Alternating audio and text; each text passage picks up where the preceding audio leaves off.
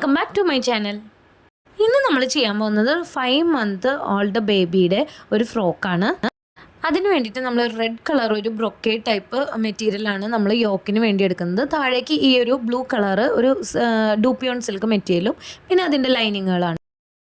ഇവിടെ നമ്മൾ ഷോൾഡറിൻ്റെ ഹാഫ് എടുത്തിട്ടുണ്ട്, താഴേക്ക് സെയിം തന്നെ എടുത്തിട്ടുണ്ട്, അംഹോൾ അടയാളപ്പെടുത്തി കൊടുത്തിട്ടുണ്ട്. പിന്നെ ചെസ്റ്റിൻ്റെ 1/4 പിന്നെ വേസ്റ്റിൻ്റെ 1/4 എടുത്തിട്ടുണ്ട്. നമ്മൾ അങ്ങനെയാണ് യോക്ക് വരച്ചെടുത്തിരുന്നത് കേട്ടോ. ഈ വീഡിയോ എടുത്ത് വെച്ചിട്ട് കുറച്ച് നാളായി, അതുകൊണ്ടാണ് അതിൻ്റെ മെഷർമെൻറ്റ്സ് നമ്മുടെ കയ്യിൽ നിന്ന് മിസ്സായി പോയിട്ടോ. അപ്പോൾ മെഷർമെൻറ്റ്സ് വേണമെന്നുണ്ടെങ്കിൽ നമുക്ക് വേറൊരു ഫ്രോക്കിൻ്റെ വീഡിയോയിൽ മെഷർമെൻറ്റ്സും എല്ലാതും ആഡ് ചെയ്തിട്ടൊരു വീഡിയോ ചെയ്യാം കേട്ടോ. ഇനി നമ്മൾ നെക്ക് മാർക്ക് ചെയ്ത് കൊടുക്കുന്നുണ്ട്. ഫ്രണ്ട് നെക്ക് ഒരു 2.5 ഇഞ്ചിലാണ് മാർക്ക് ചെയ്ത് കൊടുക്കുന്നത്. റൗണ്ട് നെക്കാണ്. അവിടെ നിന്ന് 1/4 ഇഞ്ച് മാർക്ക് ചെയ്തിട്ടാണ് കേട്ടോ ഇപ്പോൾ നെക്ക് നമ്മൾ മാർക്ക് ചെയ്ത് കൊടുത്തേക്കുന്നത്. ഇനി നമുക്ക് അതൊന്ന് കട്ട് ചെയ്തെടുക്കാം കേട്ടോ. ഈ സൈഡിൽ നമ്മൾ നെക്ക് മാർക്ക് ചെയ്തു. ഇനി അപ്പുറത്തെ സൈഡിലും കൂടി നമ്മൾ നെക്കൊന്ന് അതേപോലെ തന്നെ ഒന്ന് മാർക്ക് ചെയ്ത് കൊടുക്കുന്നുണ്ട് കേട്ടോ. സ്റ്റിച്ച് ചെയ്യുമ്പോൾ നമുക്ക് എളുപ്പത്തിൽ സ്റ്റിച്ച് ചെയ്യാൻ വേണ്ടിയിട്ടാട്ടോ അങ്ങനെ ചെയ്യുന്നത്. നമ്മൾ ബാക്ക് പീസാണ് കേട്ടോ മാർക്ക് ചെയ്യണത്. അപ്പോൾ ബാക്ക് പീസ് മാർക്ക് ചെയ്യുമ്പോൾ നമ്മൾ സെൻറ്ററിൽ ഒരു 1/2 ഇഞ്ച് ഇതുപോലെ വിട്ടിട്ടാണ് മാർക്ക് ചെയ്യുന്നത്. അതെന്തിനാണെന്ന് വെച്ചാൽ നമ്മൾ സിബ് വയ്ക്കാൻ വേണ്ടിയിട്ടാണ്. അതിനുശേഷം നമ്മൾ ആ സെൻറ്റർ ഭാഗം ഒന്ന് കട്ട് ചെയ്തും കൂടി കൊടുക്കുന്നുണ്ട് കേട്ടോ. ബാക്ക് പീസിൻ്റെ സെയിം ഭാഗത്ത് നമ്മൾ ഈ ഒരു നെക്കിൻ്റെ ഇതും കൂടി മാർക്ക് ചെയ്ത് കൊടുക്കുക. ബാക്കിൽ നമ്മൾ വി നെക്കാണ് കേട്ടോ കൊടുക്കുന്നത്. അപ്പോൾ നമ്മൾ ആവശ്യമുള്ള ഇറക്കത്തിൽ എടുത്തിട്ട് അവിടെ നിന്ന് ഒരു 1/4 ഇഞ്ച് പുറത്തേക്ക് വരച്ചിട്ട് നമ്മളൊരു വൈഡ് ആയിട്ടാണ് കേട്ടോ വി ചെയ്ത് കൊടുക്കുന്നത്. സ്ട്രെയിറ്റ് വി അല്ല, കുറച്ചൊന്ന് വളച്ചിട്ടുള്ള വി ആണ് കൊടുക്കുന്നത്. ഇനി നമുക്കിതൊന്ന് കട്ട് ചെയ്തെടുക്കാം കേട്ടോ.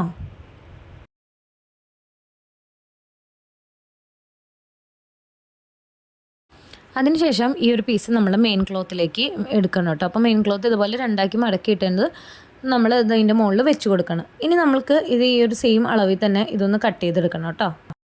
ഇത് കട്ട് ചെയ്തതിന് ശേഷം നമ്മൾ ബാക്ക് പീസും കൂടി അതുപോലെ തന്നെ ഒന്ന് കട്ട് ചെയ്തെടുക്കുക. നമ്മൾ നേരത്തെ ചെയ്ത പോലെ ബാക്ക് പീസിൻ്റെ സെൻറ്റർ പീസും കട്ട് ചെയ്ത് കൊടുക്കണം കേട്ടോ. അപ്പോൾ നമ്മൾ സൈഡിൽ എഡ്ജായിട്ട് ആവശ്യമില്ലാത്ത ഭാഗങ്ങളൊക്കെ റിമൂവ് ചെയ്ത് കൊടുത്തു. അതിനുശേഷം നമ്മൾ മെയിനായിട്ടുള്ള അതായത് നമ്മുടെ ബ്രൊക്കേഡ് പീസിൻ്റെ നല്ല പുറത്താണ് നമ്മൾ ലൈനിങ് വെച്ച് കൊടുക്കുന്നത്. നല്ല പുറത്ത് ലൈനിങ് വെച്ച് കൊടുത്തിട്ട് ഇതുപോലെ ഒന്ന് പിൻ വെച്ച് സെക്യൂർ ചെയ്ത് വെക്കുകയാണെങ്കിൽ കറക്റ്റായിട്ട് നമുക്ക് സ്റ്റിച്ച് ചെയ്യാൻ പറ്റും കേട്ടോ. എന്നിട്ട് ആ ഒരു ലൈൻ ഉണ്ടല്ലോ നമ്മുടെ നെക്കിൻ്റെ, ആ ഒരു ലൈനിലും അതുപോലെ തന്നെ ആം ഹോളിൻ്റെ സൈഡിൽ ഒരു 1/4 ഇഞ്ച് വിട്ടിട്ടും നമ്മളൊന്ന് സ്റ്റിച്ച് ചെയ്ത് കൊടുക്കണം. ബാക്ക് പീസിലും അതുപോലെ തന്നെ ആ നെക്കിൻ്റെ മാർക്കിങ്ങിലും പിന്നെ ആം ഹോളിൻ്റെ ആ ഒരു ചെറിയ സൈഡിലും ഒരു 1/4 ഇഞ്ച് വിട്ടിട്ട് ഒന്ന് സ്റ്റിച്ച് ചെയ്തെടുക്കാം കേട്ടോ. അപ്പോൾ നമ്മളതൊന്ന് സ്റ്റിച്ച് ചെയ്തെടുത്തിട്ടുണ്ട്. ക്യാമറയിൽ ആ ഒരു സ്റ്റിച്ച് കാണാൻ പറ്റുന്നില്ല, നമ്മളത് സ്റ്റിച്ച് ചെയ്തെടുത്തിട്ടുണ്ട്. ഇനി നമുക്ക് എക്സ്റ്റെൻഡ് ചെയ്ത് നിൽക്കുന്ന ഭാഗങ്ങളൊക്കെ ഒന്ന് കട്ട് ചെയ്ത് കളയാം കേട്ടോ. നെക്കിൻ്റെ ഉള്ളിൽ നിന്നും ഈ ഒരു പീസ് കട്ട് ചെയ്ത് കളയാം. അതുപോലെ തന്നെ ഫ്രണ്ട് നെക്കും നമ്മൾ കട്ട് ചെയ്യുക. സൈഡിൽ നിന്നും ആം ഹോളിൻ്റെ ഭാഗത്തുനിന്ന് കട്ട് ചെയ്ത് ചെറിയ കട്ടിങ്സ് ഇങ്ങനെ ഇട്ട് കൊടുക്കുന്നുണ്ട് കേട്ടോ. അതിനുശേഷം നമുക്കിതൊന്ന് മറച്ചെടുക്കാം കേട്ടോ. കണ്ടപ്പോൾ നല്ലോണം മറച്ചിങ്ങനെ എടുത്തു കഴിയുമ്പോൾ നമുക്ക് നെക്കും അതുപോലെ തന്നെ ആം ഹോളിൻ്റെ ഭാഗവും നല്ല നീറ്റായിട്ട് തന്നെ കിട്ടും.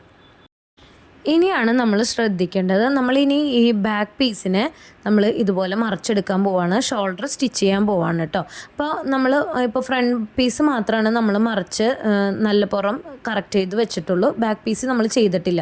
അപ്പോൾ അത് ചെയ്യുന്നതിന് മുമ്പായിട്ടാണ് നമ്മൾ ഷോൾഡർ സ്റ്റിച്ച് ചെയ്ത് കൊടുക്കുന്നത്. അപ്പോൾ അതിന് വേണ്ടിയിട്ട് ലൈനിങ് ഇതുപോലെ ഉള്ളിലേക്ക് വരുന്ന രീതിയിൽ ഇതുപോലെ ഇങ്ങനെ വെച്ച് കൊടുക്കുക. അതായത് നമ്മളൊരു 1-2 പ്രാവശ്യം ചെയ്ത് നോക്കേണ്ടി വരും, എന്നാലാണ് നമുക്കത് എങ്ങനെയാണെന്നുള്ളത് മനസ്സിലാവുള്ളൂ. അപ്പോൾ ഇങ്ങനെ വെച്ച് കൊടുത്തിട്ട് ഇതിൻ്റെ അകത്തേക്ക് ഈ ഒരു ഫ്രണ്ട് പീസിനെ ഇതുപോലെ ഇങ്ങനെ ഇൻസേർട്ട് ചെയ്ത് കൊടുക്കുക. അപ്പോൾ നമ്മൾ ബാക്ക് പീസ് മറിച്ചിട്ടില്ല, ഫ്രണ്ട് പീസ് മാത്രമേ മറിച്ചെടുത്തിട്ടുള്ളൂ കേട്ടോ. അപ്പോൾ ഇതുപോലെ നമ്മൾ വെച്ച് കൊടുക്കണം. ആ ഒരു നല്ല പുറവും ഈ ഒരു ബാക്ക് പീസും ഇതുപോലെ ഇങ്ങനെ വെച്ച് കൊടുത്തിട്ട് അവിടെ ഒന്ന് സെക്യൂർ ചെയ്ത് കൊടുക്കുക. അപ്പോൾ നമ്മളൊരു 1-2 പ്രാവശ്യം ചെയ്ത് കഴിയുമ്പോൾ അത് ശരിയാവും കേട്ടോ. ചിലപ്പോൾ നമ്മൾ അഴിച്ചൊക്കെ നോക്കേണ്ടി വരുമായിരിക്കും. അപ്പോൾ നമ്മൾ ഇതുപോലെ ഇങ്ങനെ വെച്ച് കൊടുക്കുക. 2 സൈഡ് നമ്മൾ ഇതുപോലെ വെച്ച് കൊടുക്കുക. അപ്പോൾ സിബ് വയ്ക്കുന്ന ഭാഗം സെൻറ്ററിലേക്ക് ആക്കി കറക്റ്റാക്കി വെച്ചിട്ട് വേണം ഇതൊന്ന് വെച്ച് കൊടുക്കാനായിട്ട് കേട്ടോ. ഇനി നമ്മൾ ഷോൾഡർ 2ഉം കൂടി സ്റ്റിച്ച് ചെയ്ത് എടുക്കാൻ പോവാണ്. അപ്പോൾ നമുക്ക് ഷോൾഡർ 2 സ്റ്റിച്ച് ചെയ്ത് കഴിഞ്ഞിട്ടാണ് നമ്മളിത് മറയ്ക്കുക. അപ്പോൾ മറച്ച് കഴിയുമ്പോൾ നമുക്കിത് ഇതുപോലെ കിട്ടണം കേട്ടോ. അപ്പോൾ നമ്മുടെ നല്ല പുറം 2ഉം കറക്റ്റായിട്ട് വന്നിട്ടുണ്ട്. സിബ് വയ്ക്കുന്ന ഭാഗം സെൻറ്ററിലേക്ക് വന്നിട്ടുണ്ട്. ഓക്കെ ആയിട്ട് അപ്പോൾ നമുക്കിങ്ങനെ തിരിക്കുമ്പോൾ ഇങ്ങനെയാണ് കിട്ടുക. അപ്പോൾ നമ്മുടെ എല്ലാ സ്റ്റിച്ചസും അകത്തേക്ക് പോയ രീതിയിലാണ് നമ്മൾ സ്റ്റിച്ച് ചെയ്തെടുത്തേക്കണേ. ഇനി നമ്മൾ സിബ് വയ്ക്കാൻ പോവാണ് കേട്ടോ. സിബ് വയ്ക്കാൻ വേണ്ടിയിട്ട് നമ്മൾ ലൈനിങ്ങിന് ഇതുപോലെ മുകളിലേക്കൊന്ന് ഇങ്ങനെ നിവർത്തി ഇങ്ങനെ വെച്ച് കൊടുക്കണം കേട്ടോ. എന്നിട്ട് ഈ ആ ഒരു സ്റ്റിച്ച്, ആ അറ്റത്തുള്ള സ്റ്റിച്ച് മാത്രം കുറച്ചൊന്ന് വിടിയിച്ച് കൊടുക്കണേ. അതിനുശേഷം നമ്മൾ ഈ സിബിനെ ഇങ്ങനെ, സിബ് എങ്ങനെയാണ് വെക്കേണ്ടതെന്നുണ്ടെങ്കിൽ ആ ഒരു രീതിയിൽ വെച്ച് നോക്കിയിട്ട് അതിൻ്റെ 2 സൈഡിൽ നിന്ന് ഇങ്ങനെ മലർത്തി വേണം നമ്മൾ ഈ സിബിനെ വെച്ച് കൊടുക്കാനായിട്ട്. അപ്പോൾ നമ്മൾ ലൈനിങ് മാറ്റിയിട്ട് ലൈനിങ് ബാക്കിലേക്ക് ഇതുപോലെ ഇട്ടിട്ട്, ഉണ്ടോ, ലൈനിങ് താഴെ ഉണ്ടാവാൻ പാടില്ല. ലൈനിങ് ഇങ്ങനെ മാറ്റിയിട്ടിട്ട് നമ്മൾ ഈ ഒരു സിബ് ഇങ്ങനെ വെച്ച് കൊടുക്കണം. നല്ല പീസിൽ വേണം സിബ് വയ്ക്കാനായിട്ട്. എന്നിട്ട് സിബ് ഒന്ന് ഞാനൊരു പിൻ വെച്ച് കുത്തി ഒന്ന് സെക്യൂർ ചെയ്ത് കൊടുക്കുന്നുണ്ട്. 2 സൈഡിലും സിബ് ഇതുപോലെ മലർത്തി വെച്ച് നോക്കണം. അപ്പോൾ നമ്മൾ ഒന്ന് നോക്കുക സിബ് ക്ലോസ് ചെയ്യുമ്പോൾ എങ്ങനെയാണ് വരണ്ടതെന്നുള്ളത് നോക്കുക. അതിനുശേഷം ഈ ലൈനിങ് നമ്മൾ ഇങ്ങനെ തിരിച്ച് പുറത്തേക്ക് ഇതുപോലെ ഒന്ന് തിരിച്ചിട്ട് കൊടുക്കണം. അപ്പം നല്ല തുണിയുടെ മുകളിൽ ലൈനിങ് വരണ പോലെ രീതിക്ക് വെച്ചിട്ട് സ്റ്റിച്ച് ചെയ്തെടുക്കാം കേട്ടോ നമ്മുടെ സിബ്. അപ്പോൾ സ്റ്റിച്ച് ചെയ്ത് കഴിയുമ്പോൾ നമുക്കിതാ ഇതുപോലെയാണ് കേട്ടോ കിട്ടുക. അപ്പോൾ നമ്മൾ ഓപ്പൺ ചെയ്ത് കഴിയുമ്പോൾ നമുക്കിതാ ഇങ്ങനെയാണ് കേട്ടോ കിട്ടുക. അപ്പോൾ സിബ് വെച്ചതിൻ്റെ ആ ഒരു ഇറിറ്റേഷൻ, ആ ഉള്ളിൽ ഒരു തരത്തിലും തുണിയോ കാര്യങ്ങളോ ഒന്നും ഉണ്ടാവില്ല. അപ്പോൾ ഒരു 5 മന്ത് ബേബീസിന് മാത്രമല്ല, ഒരുവിധം ചെറിയ കുട്ടികൾക്കൊക്കെ ഇങ്ങനെ തന്നെ സ്റ്റിച്ച് ചെയ്യുന്നതാണ് അവർക്ക് ഇടാനും സുഖം. ഒരു തരത്തിലും ഒരു ഇറിറ്റേഷനും അവർക്ക് ഉണ്ടാവില്ല കേട്ടോ. അതിനുശേഷം നമ്മളിപ്പോൾ താഴേക്കുള്ള ഭാഗം ആണ് കേട്ടോ കട്ട് ചെയ്യാൻ പോകുന്നത്. പ്ലീറ്റ് ഇട്ട് കൊടുക്കാനുള്ള ലൈനിങ് ആണ് കേട്ടോ. അതൊരു 11 ഇഞ്ചിലാണ് നമ്മൾ കട്ട് ചെയ്ത് കൊടുക്കുന്നത്.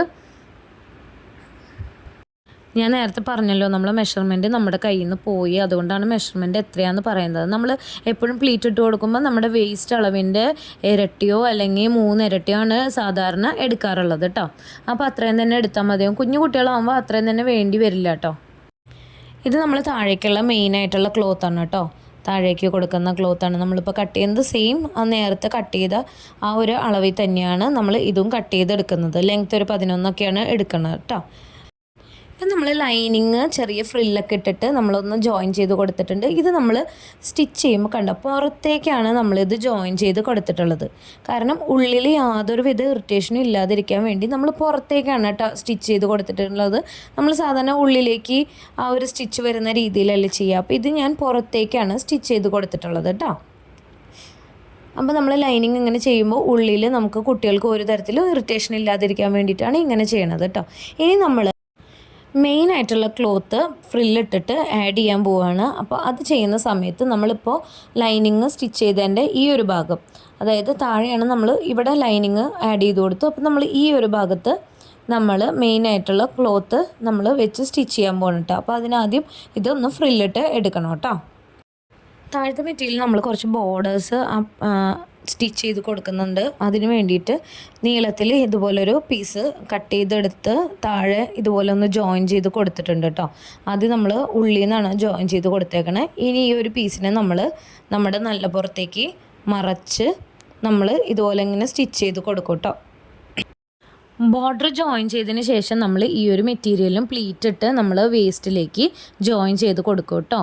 അപ്പോൾ അത്രയേ ഉള്ളൂ. അത് കഴിഞ്ഞിട്ട് നമുക്ക് പിന്നെ സൈഡും കൂടി ജോയിൻ ചെയ്ത് കഴിഞ്ഞാൽ ഫ്രോക്ക് കംപ്ലീറ്റ് ആവും കേട്ടോ. അപ്പോൾ നമ്മുടെ ഫ്രോക്ക് സ്റ്റിച്ച് ചെയ്ത് കംപ്ലീറ്റ് ആയിട്ടുണ്ട് കേട്ടോ. അപ്പോൾ നമ്മൾ ഈ ഒരു മെയിനായിട്ടുള്ള മെറ്റീരിയൽ ഇവിടെയാണ് നമ്മൾ ജോയിൻ ചെയ്ത് കൊടുത്തിട്ടുള്ളത്. അപ്പോൾ നമുക്ക് ഇതുപോലെയാണ് കേട്ടോ കിട്ടുക. അപ്പോൾ നമ്മൾ ഉൾഭാഗത്ത് ഒരു വിധത്തിലുള്ള ഇറിറ്റേഷൻസും ഇല്ലാത്ത രീതിയിൽ എല്ലാ സ്റ്റിച്ചുകളും ഉള്ളിലേക്ക് പോകുന്ന രീതിയിലാണ് കേട്ടോ നമ്മൾ സ്റ്റിച്ച് ചെയ്ത് കൊടുത്തിട്ടുള്ളത്. അപ്പോൾ ഇതിൻ്റെ സൈഡ് സ്റ്റിച്ച് ചെയ്യുന്ന വീഡിയോസൊന്നും നമുക്ക് എടുക്കാൻ പറ്റിയില്ലായിരുന്നു, അതുകൊണ്ടാണ് കേട്ടോ ആ വീഡിയോ ആഡ് ചെയ്യാത്തത്. അപ്പോൾ മെഷർമെൻ്റ് അടക്കമുള്ള ഡീറ്റെയിൽ ആയിട്ടുള്ള വീഡിയോസ് നമുക്ക് വരുന്ന വീഡിയോസിലൊക്കെ അപ്ലോഡ് ചെയ്യാം കേട്ടോ. അപ്പോൾ അതിന് വേണ്ടിയിട്ട് നമ്മുടെ ചാനൽ ആദ്യമായിട്ടാണ് നിങ്ങൾ കാണുന്നതെങ്കിൽ ഒന്ന് സബ്സ്ക്രൈബ് ചെയ്ത് സപ്പോർട്ട് ചെയ്യണം കേട്ടോ.